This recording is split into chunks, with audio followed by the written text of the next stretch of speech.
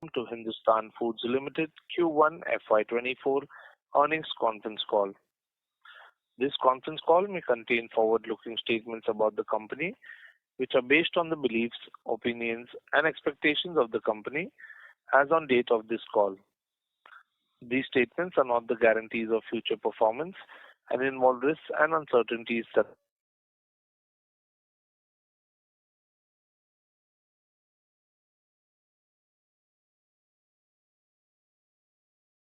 after the presentation concludes. Should you need assistance during the conference call, please signal an operator by pressing star 10 on a touch-tone phone. Please note that this conference is being recorded. I now hand the conference over to Mr. Sameer Kothari, Managing Director. Thank you, and over to you, sir. Thank you so much. Good afternoon and welcome to our Q1FY24 earnings call. I am joined on the call by Ganesh Agekar, Executive Director, our Group CFO Mayank Samdani, and SGA, our Investor Relations Advisor. I hope everyone has had a chance to go through our updated earnings presentation uploaded on the exchange and our company website.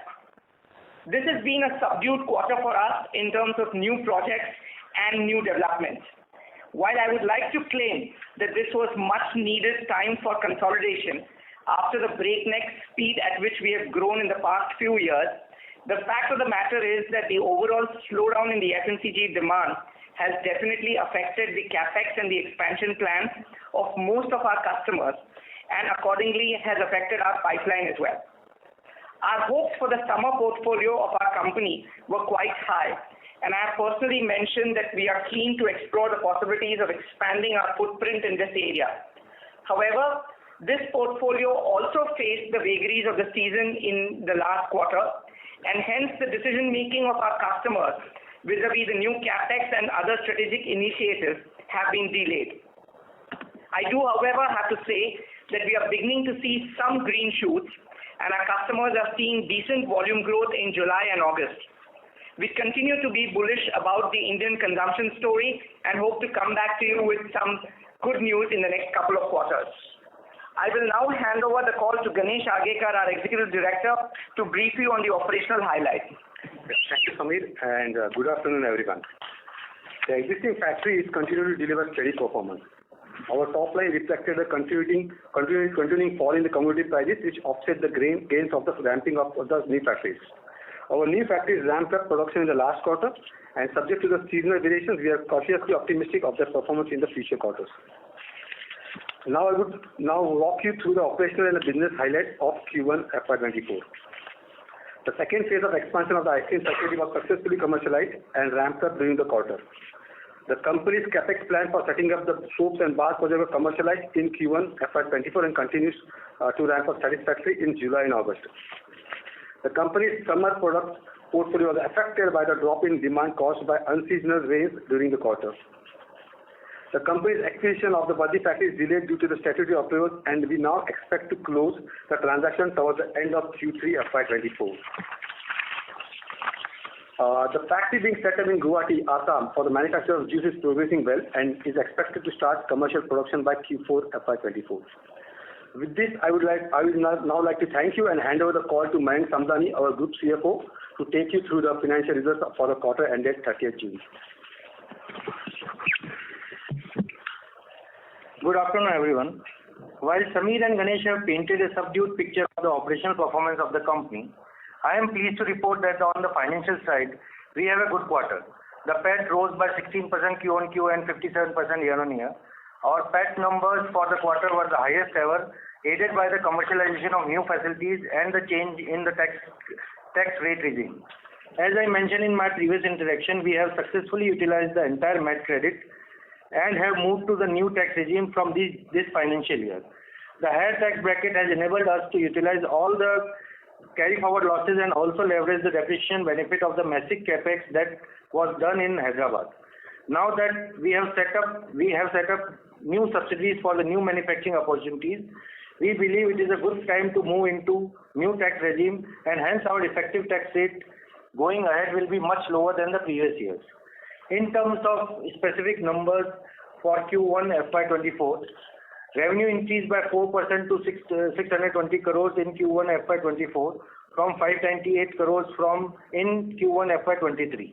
EBITDA grew by 33% to 51 crores in Q1 FY24 from 38 crores in Q1 FY23. PAT increased by 57% to 23.4 crores in Q1 FY23 from 14.9 crores in Q1 FY23. The depreciation and the finance charges in the current quarter reflect the commercialization of the new factory, which we hope will start delivering to their full potential in the next quarter or so, thereby helping us to better our PAT numbers. Additionally, like Ganesh said, while the integration of the Baddi factory has been held up, we do believe that should happen in Q3 FY24 and should help us further improve our performance. With this, I would like to open floor for the questions. Thank you very much. We will now begin the question and answer session. Anyone who wishes to ask a question may press star and 1 on their touch-tone telephone. If you wish to remove yourself from the question queue, you may press star and 2. Ladies and gentlemen, we will wait for a moment while the question queue assembles.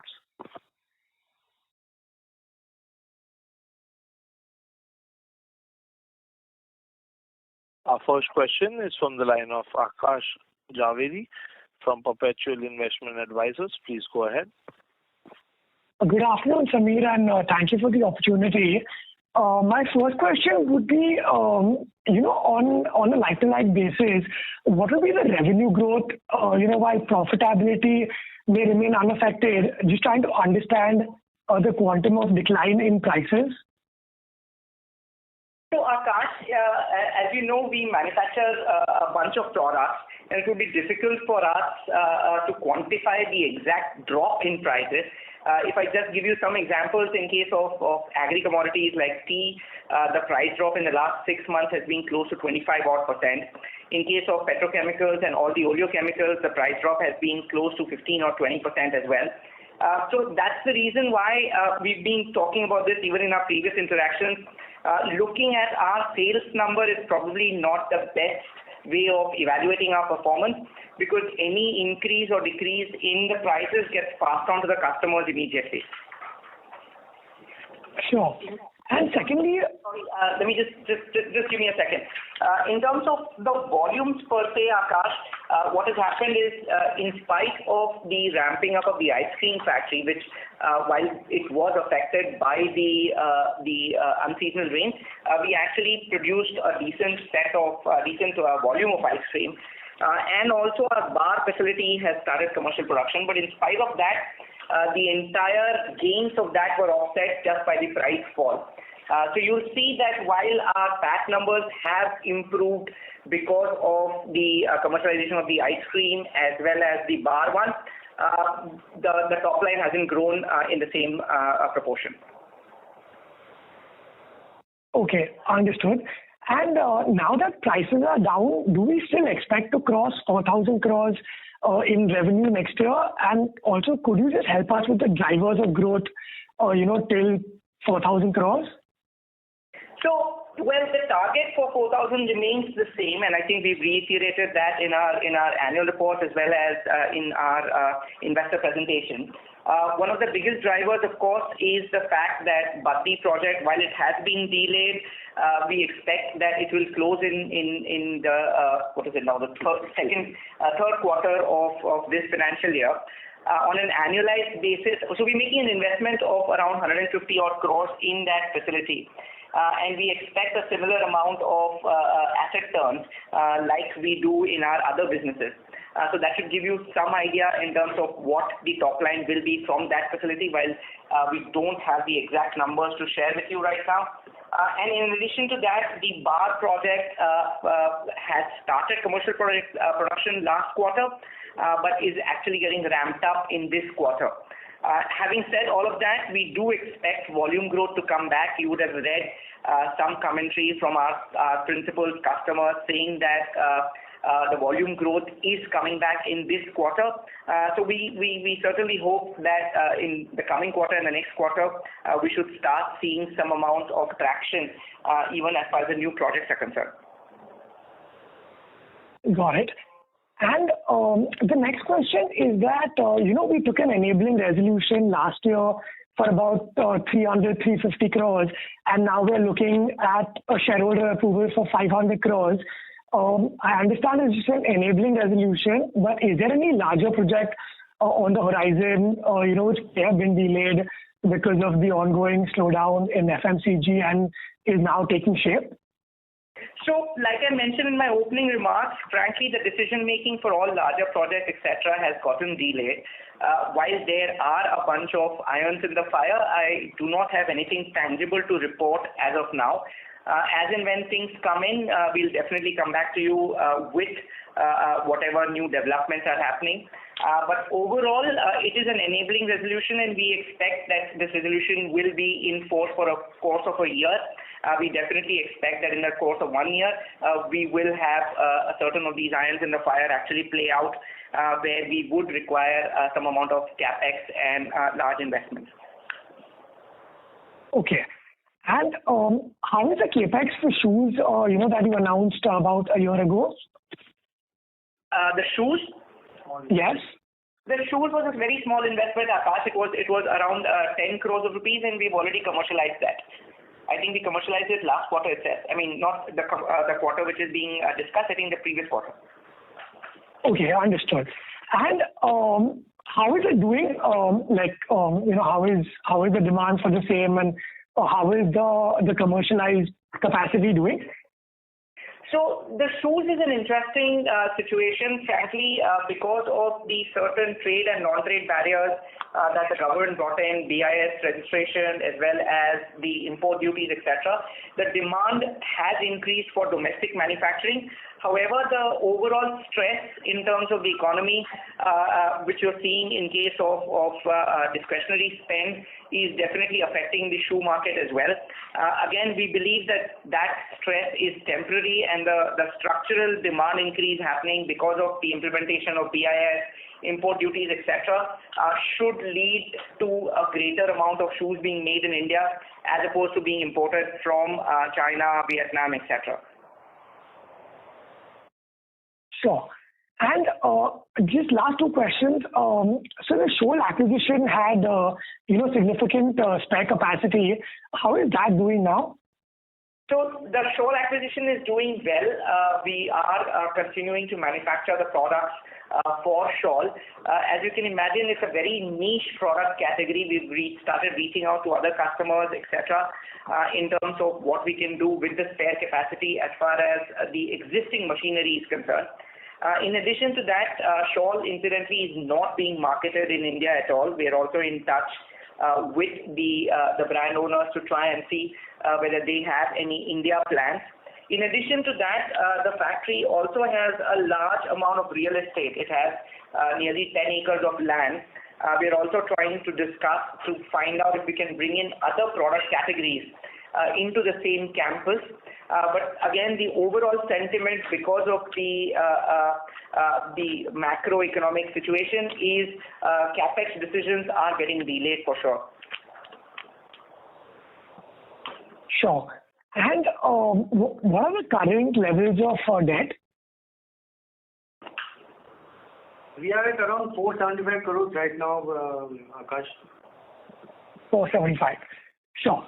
Thank you so much. I'll come back in the queue if I have any questions. Thank you so much, and all the best. Thank you, Akash. Thank you. Our next question is from the line of Jay Shah from Mehta Investments. Please go ahead. Good afternoon, sir. Thank you for giving me this opportunity. So, sir, I have a couple of questions. Firstly, in the presentation, we mentioned that the QQ revenue seems under some pressure due to a fall in commodity prices. So, how do you look at the commodity price trend, and what would be our revenue growth guidance for FY24 and beyond? So, Jay, we actually don't track commodity prices. If you're familiar with the business model, the commodity prices are a complete pass-through for us. So as a result, actually, we don't have the expertise, and we don't spend any resources in trying to forecast what the commodity prices will be. what we do is we basically pass through the costs as and when they occur. And as a result, any kind of inflation or deflation ends up reflecting in our turnover immediately. As far as sales forecast is concerned, while we've time and again mentioned that we would urge the financial community to not look at sales forecast as a benchmark for our performance and look at ROE, ROCs as a better benchmark. Having said that, what I answered to Akash earlier, we continue to stand by our guidance for getting to 4,000 crores by FY25, irrespective of what happens to the commodity prices, unless we see a complete deflation scenario where commodity prices fall by another 15-20%. In which case, I will have to come back and do another investor call with you. Understood, sir. And sir, one more question. Can you elaborate what caused the delay for the Buddy acquisition? Sure. I'm going to ask Mayank to answer that question. Hi, Jay. So there are certain statutory permission which needs to take from the state government for them to allow us to take control of the plant, but due to the election and change in the government and also the flood situation there we are delayed by a month or so in getting those prior approvals from the government. So, Jay, just to elaborate on that, the law in Himachal is a little similar to Jammu and Kashmir, where non-Himachalis are not allowed to own land. In case non-Himachalis want to own land, agricultural or industrial / commercial, the state government has to give a special permission. This is under what is called as a 118 permission, which goes all the way to the Chief Minister of the state. As you can imagine, the last couple of months, the entire state machinery has been extremely busy in relief work, and unfortunately, we become one of the casualties in terms of those permissions. Sure, sir. Thank you so much and all the best. Thank you, Jay. Thank you. Our next question is from the line of Faisal Hawa from HG Hawa and Co. Please go ahead. Yeah, hi. What are the kind of acquisitions which we are now looking at actively, and what are the ticket size of those acquisitions? And if you could just give a color on what is the kind of market cap to sales offers that we get these at. Second is, are we facing a lot of pressures from Hindustan Lever and Reckitt for sustainability initiatives and trying to take more permissions or wanting you to take materials from suppliers who are nearby, and any kind of issue, these sustainability initiatives that could cost us a lot of money on actually certification, etc. And thirdly, strategically, are we thinking at now making our excess land at most of these factories, so that the geographical spread and the risk of that geographical spread actually reduces for our company? Hi, Faisal. Faisal, so in terms of acquisitions, our strategy in terms of capital allocation remains the same. When it comes to dedicated manufacturing, we and the board is very clear that we are okay to take on larger sizes in terms of acquisitions. And in case of acquisitions which have come with a dedicated contract, frankly, there is no ratio in terms of market cap to sales, etc., because effectively the cost at which we acquire the facility is what is built into our revenue model, our commercial model with our principal. So as a result, as far as those type of acquisitions is concerned, we continue to be very aggressive and do not have any kind of a upper limit in terms of the money spent. In terms of our shared manufacturing facilities, we continue to be a little bit conservative. We look at generally assets which are stressed. And again, because they are stressed, we tend to look at deals which have practically very, very low market cap to sales ratio by definition, because that's why they are stressed assets. So in case of shared manufacturing, the board has laid down a cap of around 30 to 40 crores as a total equity outlay. and we continue to follow that. The second question is an interesting one, Faisal, where you're absolutely right that with the onset of the plastic regulation coming in from next year, most of our customers are beginning to get aware and are taking steps to reduce their carbon footprint across the entire supply chain. And sustainability as well as recycling of plastics is one very large part of this entire supply chain strategy. One of the things that they are looking at definitely is co-locating or trying to reduce the transportation of plastic products from one factory to another. Like we mentioned in our previous interactions, we are definitely trying to get into some kind of backward integration within our factory spaces to reduce that carbon footprint. We made an announcement earlier that we are getting into stuff like plastic bottles. We are evaluating plastic bottles. We are evaluating spoons as well as sticks for ice creams. All of those discussions continue to happen. I'm hoping that within the next couple of quarters, we should be able to come back to you with something definite along those lines.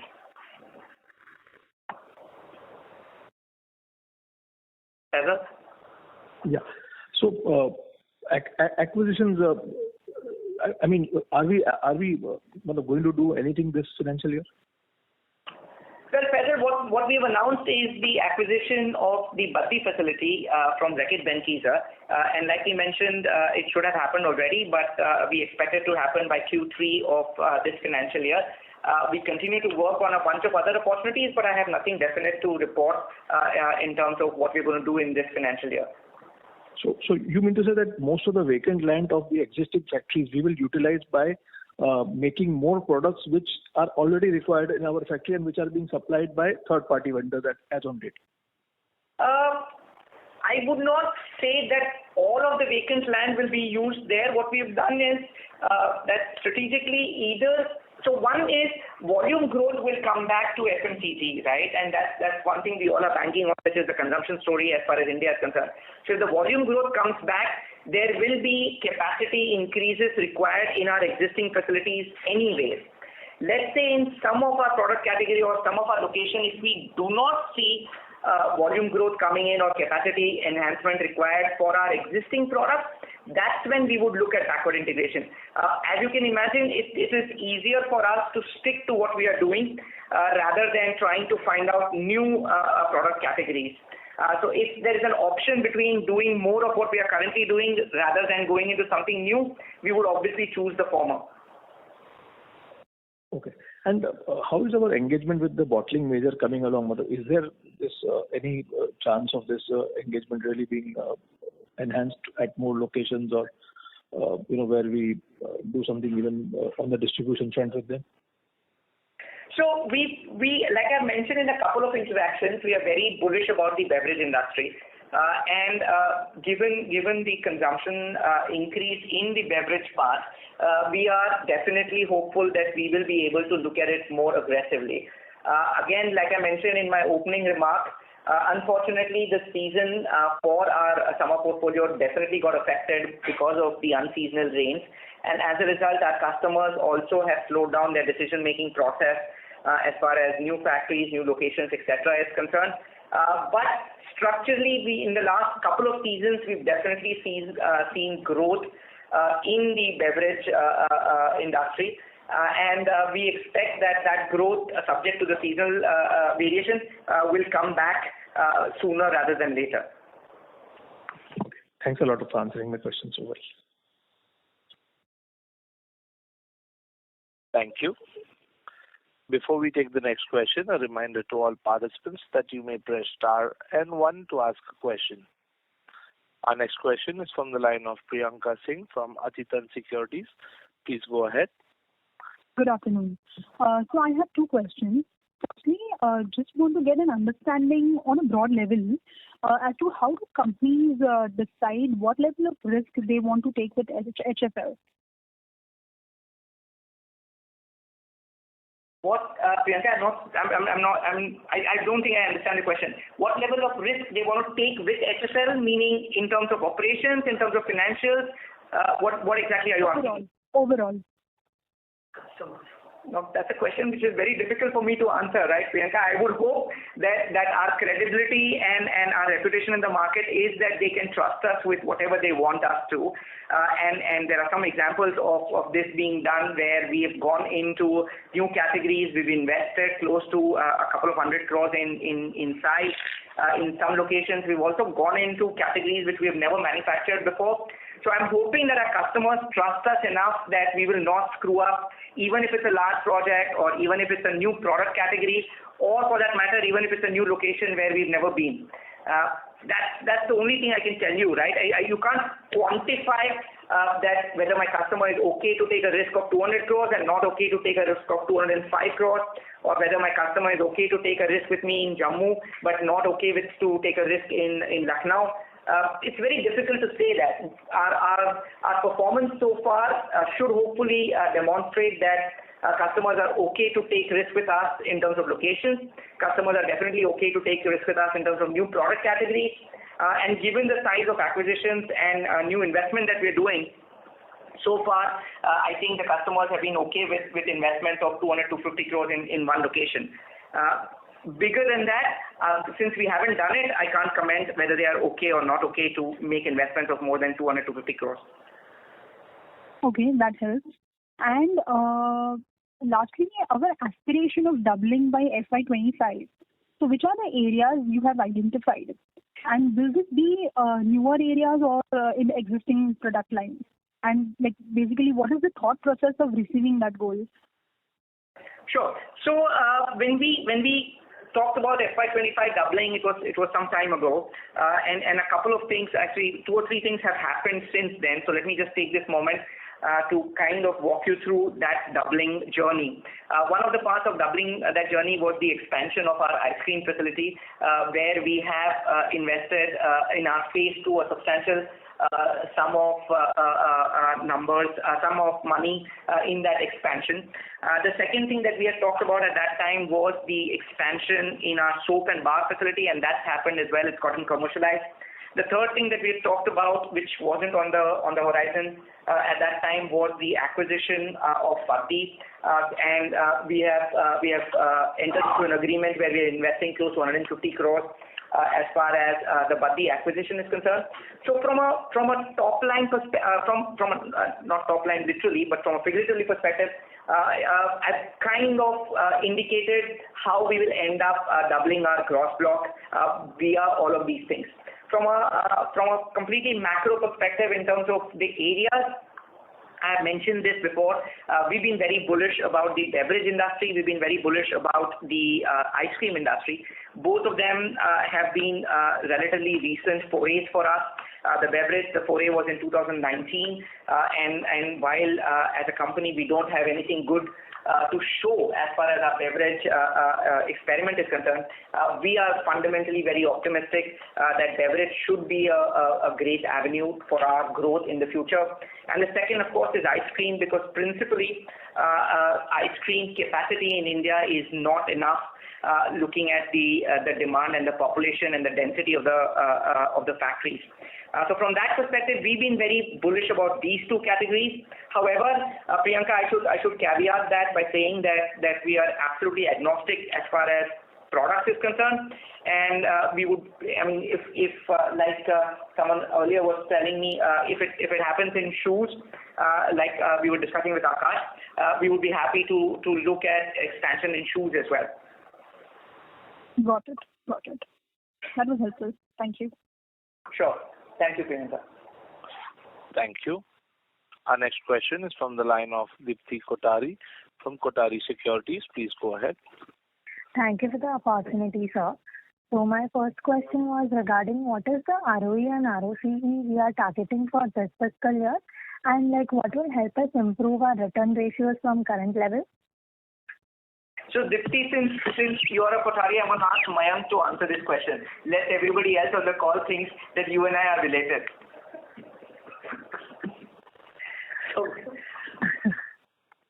So Dipti, as we have mentioned, we are in various forums that in the dedicated manufacturing, we target around 16 to 22% ROEs pre-tax. But we do have the other businesses and all. So our current ROEs are around 22%, 22% currently. And we will target the same kind of ROEs going forward. Also, one of the major things which will help us to improve the ROEs is that change in the tax rates, which is now with the main company. And as we progress and do the more investment in the subsidies, even our tax rate will come down, because those are in the 18% tax rate. All the subsidies are in 18% tax rate, the newer subsidies. So this is the avenues, and then we are very hopeful about the health and wellness business, which to give us the better ROEs as compared to the FMCG business. Okay. And sir, are we looking at more acquisitions in the coming quarters, and are we willing to increase our capex cycle? So this question I'll answer, and yes, we continue to look at acquisitions very aggressively. If you've seen the history of the company, we have grown through acquisitions, and yes, we will continue to look at them. Of course, like I mentioned before, I do not have anything definitive to report other than the Buddy acquisition, which would happen in the next couple of quarters. But yes, we continue to look at acquisitions as a way to grow. And there are a couple of reasons for this. We believe that there is some amount of consolidation happening as far as the contract manufacturing industry is concerned. And then, of course, there's a change in the manufacturing footprint of our customers, which is giving us some opportunities in terms of acquisitions. We will continue to leverage both of these. And your second question, I forget. Sir, it was regarding the capex. Yeah. So given that we are a manufacturing company, and given the fact, if you looked at our business model, in case of dedicated manufacturing, Dipti, once we start a factory and it ramps up, let's say within 6 to 8 months of commercial production, our volumes from that facility are spoken for, which means that our turnover from that facility is something that we have clear visibility for the next 5, 7, 10 years, depending on the tenure of the contract. So for us to grow, we have to do capex, and we will continue to do capex. So if you look at us as a company, there is no capex cycle, right? So FMCG, while the last couple of quarters have been bad, FMCG is not a cyclical industry. There's a structural consumption story in India. And given the lack of capacity, I don't see that we will go through any capex cycles. We'll continue to invest in capex as and when we feel opportunity, and given that there is lack of capacity in most of the product categories, I am hoping that we will have enough capex opportunities for the next few years to funnel our growth anyway. Okay, that was helpful, sir. So secondly, what is the capacity utilization of soap and bars project which got commercialized in this quarter, and how much will this contribute to our revenues in this fiscal year? So, Dipti, we can't disclose specific revenue numbers, etc., because of the fact that in case of dedicated facilities, we work with one principle. If we end up giving volume numbers, capacity utilization numbers, revenue numbers for a particular site, it effectively ends up giving out numbers for our customers, which, as you can imagine, we are strictly prohibited by the virtue of the confidentiality clause in our agreements with our principals. Having said that, let me just tell you one thing, that again, in case of dedicated manufacturing, capacity utilization is actually not relevant to our bottom line numbers. Once we ramp up the capacity, which generally takes around 3 to 4 months, post that any variation in the capacity utilization actually does not affect us because the volumes are guaranteed by our principals. So I would urge you not to look at capacity utilization as in the normal way when you're trying to look at our company. Okay. That was very helpful, sir. Thank you. Sure. Thank you. A reminder to all participants that you may press star and 1 to ask a question. Ladies and gentlemen, you may press star and 1 to ask a question. Our next question is from the line of Akhil Parekh from Centrum Broking. Please go ahead. Hi, thanks for the opportunity. Samir, you mentioned in one of the questions that agri commodities have declined by 25% and oleochemicals have declined by 15%. So would it be fair assumption that the volume growth, at least for this quarter, would have been at least 20% plus for us? Akhil, like I said, difficult to give you that kind of a metric. Please understand also that when you look at volumes for us, because the product categories are so diverse, it's very, very difficult. Just to give you an idea, we manufacture ice creams, which are barely 15-20 grams each. And if I have to give a volume in tonnage, you can imagine how many cups and cones we would have to make to be able to sell an equivalent of, let's say, a 5 kilo packet of tea or a 5 kilo packet of detergent powder. So it's very difficult for us to get volumes on the same denominator. And of course, like I was telling Dipti earlier, that in case of specific customers, we try to stay away from volume discussions anyways.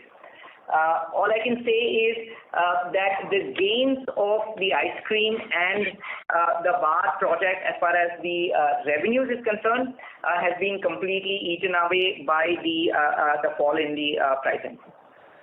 Okay, fair enough. And now we are almost halfway through the quarter. Do we see better demand now? Like at least on a sequential basis, do we see improvement in volume trend right now? So again, I think that's public information. If you've seen some of the commentary which our customers are making, volumes are coming back.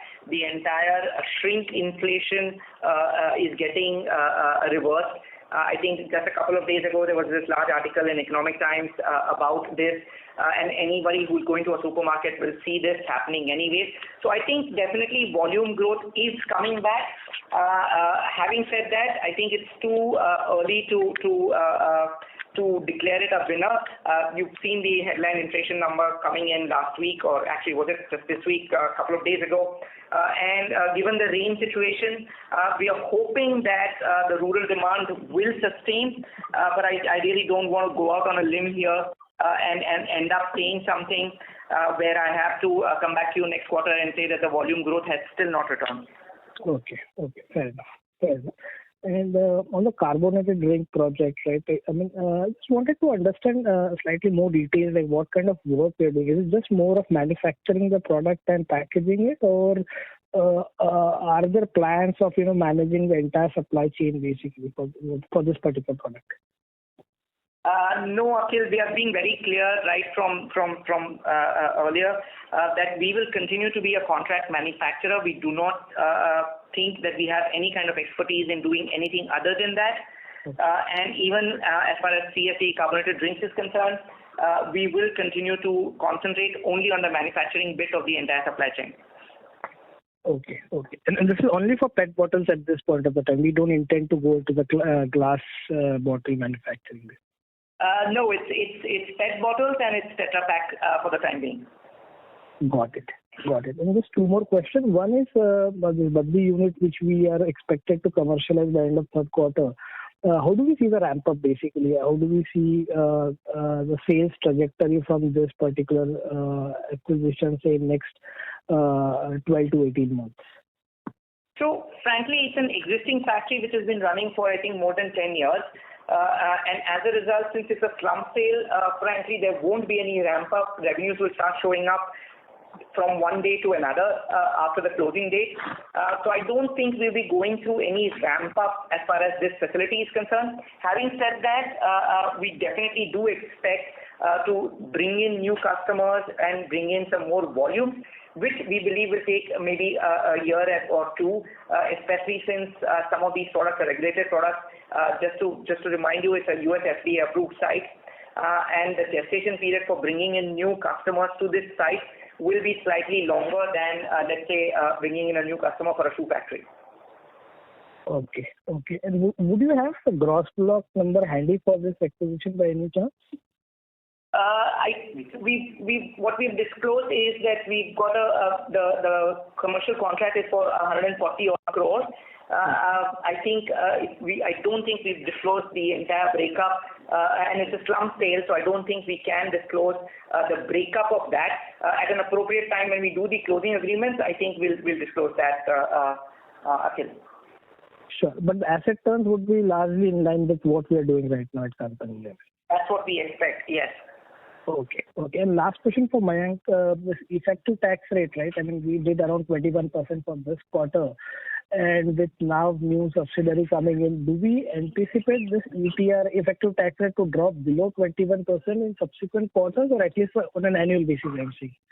So we believe that it will be at the same levels for the year, and then when the newer is more investment in subsidies will come, it can come down to a point or something, because already HFL is doing much of the business, and it will take some time for the new business of the subsidy to come to that line, So we believe that this will be the tax rate for the year, this year.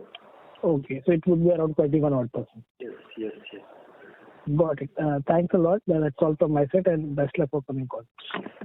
Thank you. Thank you. Ladies and gentlemen, you may press star and 1 to ask a question. Our next question is from the line of Ashay Jain from Jain Capital. Please go ahead. Hi. Good afternoon. Few questions from my side. Firstly, on the renegotiation part, so have you gone through the cycle of renegotiation at a project level? Which are the projects that are up for renegotiation in the next couple of years, and what is the revenue contribution from them?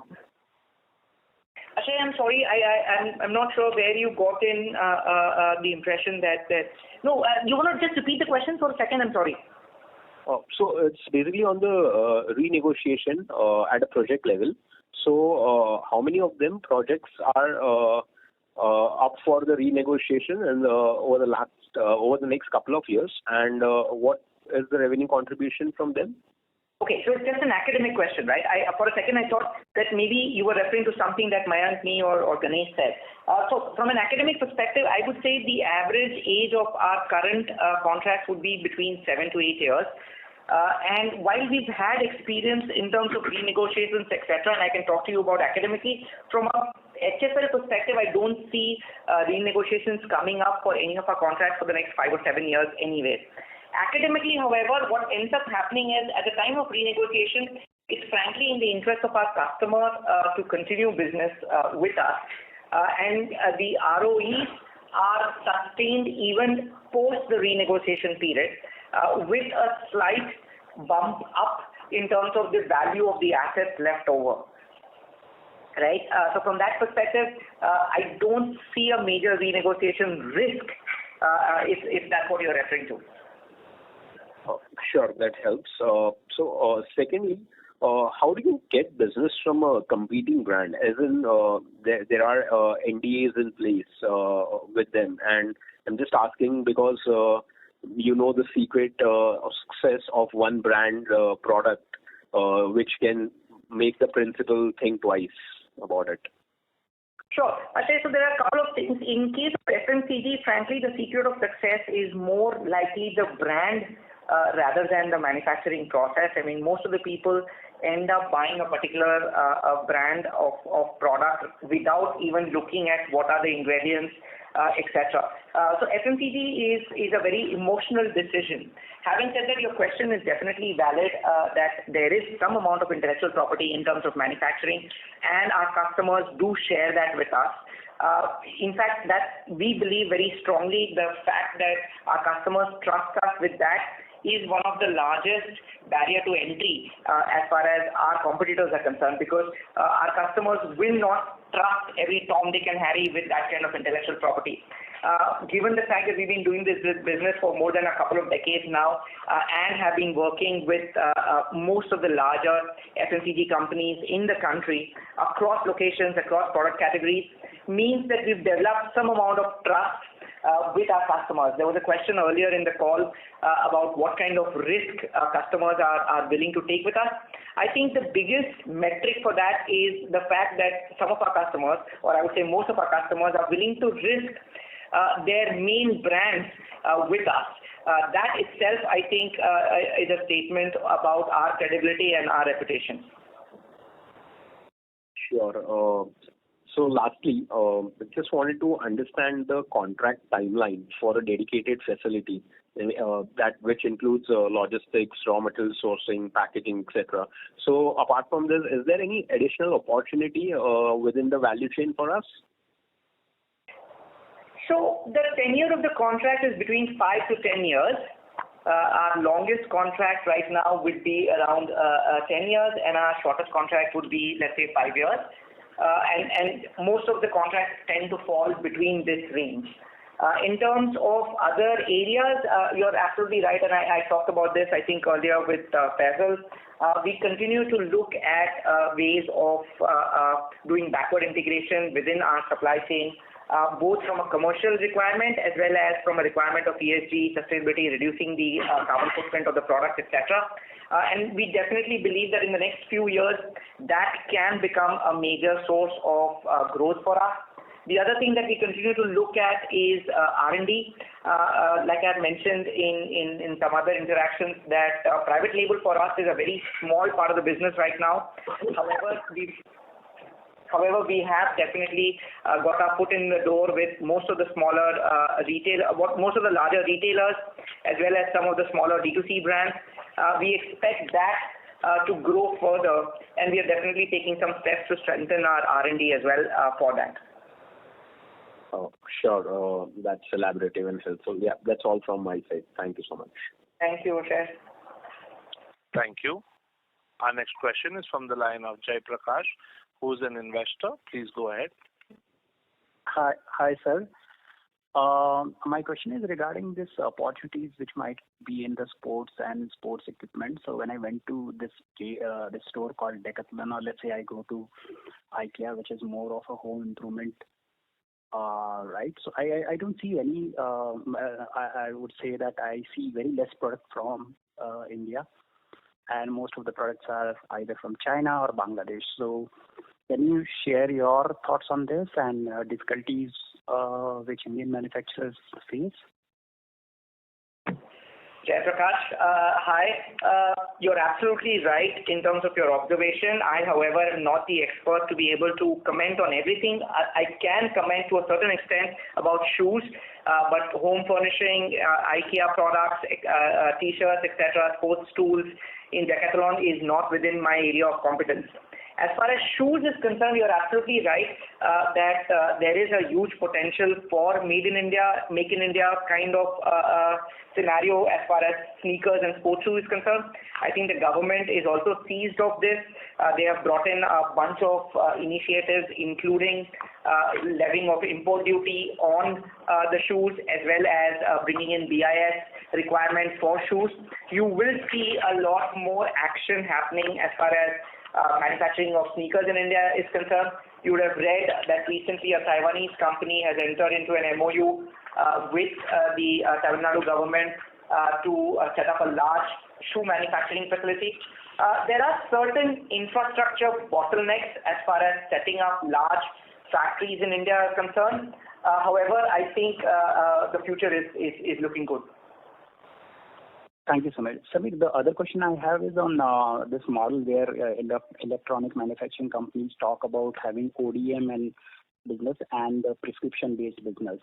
So I'm just thinking, are we going to move towards ODM, like where you design your own products, you have your own solutions and all that in future? So ODM equivalent for us is private label manufacturing, and we definitely are doing some amount of private label manufacturing for retailers, for organized retailers, for e-commerce platforms, as well as for D2C companies. Again, I can't comment about the electronic manufacturing guys. I can talk about the FMCG. For us, ODM is definitely one of the avenues for growth. I don't see private label becoming a very large part of our business for the next couple of years, but in the medium term, we should definitely see ODM/private label becoming far more important for us. Thanks, Samir. Just last question from my side is, I think in your annual report, I think 1 year back or 2 years back, you even talked about some export opportunities because of China Plus One or anything. So are you seeing any traction on that side? I understand the India opportunity itself is huge and you want to focus on maybe India, but just want to understand in terms of future opportunities. So two things, right? So one is the export thing definitely is interesting. The China Plus One thing that we spoke about, and if I don't remember which particular aspect of my message you're talking about, but I'm sure I have caveated it very clearly, saying that there are certain infrastructural bottlenecks as far as FMCG manufacturing is concerned to become the China Plus One. Some of these bottlenecks are being addressed, and you will see that happening in shoes far quicker than happening in case of FMCG products. We ourselves have taken some steps. The acquisition of the shawl facility in IGK is actually, it's a 100% EOU, which is currently the exclusive manufacturer for all shawl products out of going to EU, UK, Australia and New Zealand. The Baddi facility is a US FDA approved site which is manufacturing a host of OTC stroke pharma stroke FMCG products for the US market as well. While we are taking some steps, I would say it's miles to go before we actually end up having something to talk about. Okay, thank you. Thank you. We have a follow-up question from the line of Mr. Akhil Parekh from Centrum Broking. Please go ahead. Hi. Thanks for the follow-up opportunity. So there's just one question, like on the bottled water opportunity. Like if I look at IRCTC, right, I think they have been doing fairly good amount of capex in their rail neer kind of facilities basically. So they have almost 16 odd operational plants and they've done a capex of 100 crores for the first quarter. By any chance, have you thought around this, like in terms of manufacturing the bottled water and supplying it to likes of IRCTC? So a couple of things.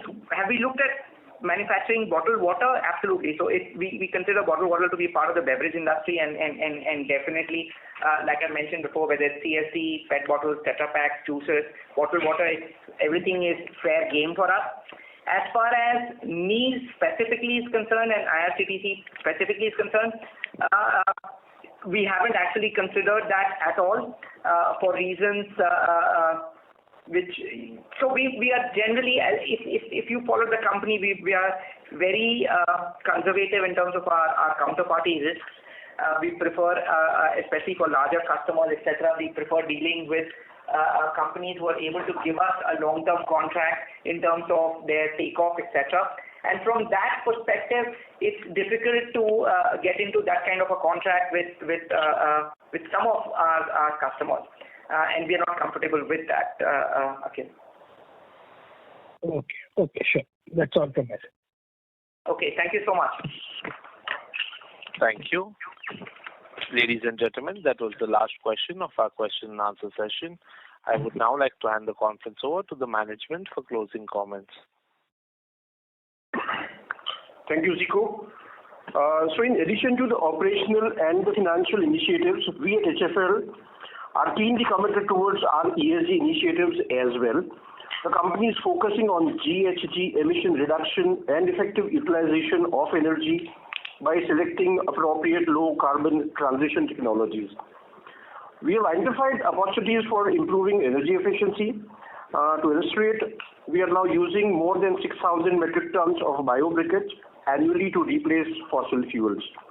HFL is also steering various other initiatives, including groundwater recharge through rainwater harvesting, as its facilities maintaining natural habitats around its plants like ponds, ensuring their maintenance and beautification as a part of its compliance requirements.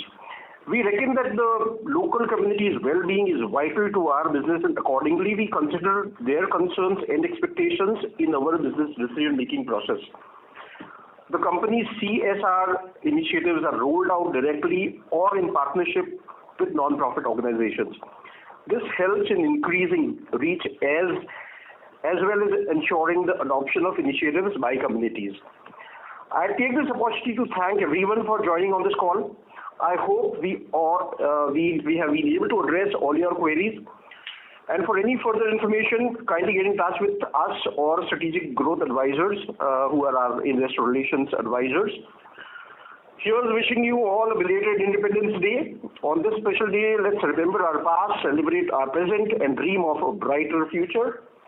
Stay healthy, stay safe. Thank you so much. Thank you. On behalf of Hindustan Foods Limited, that concludes this conference.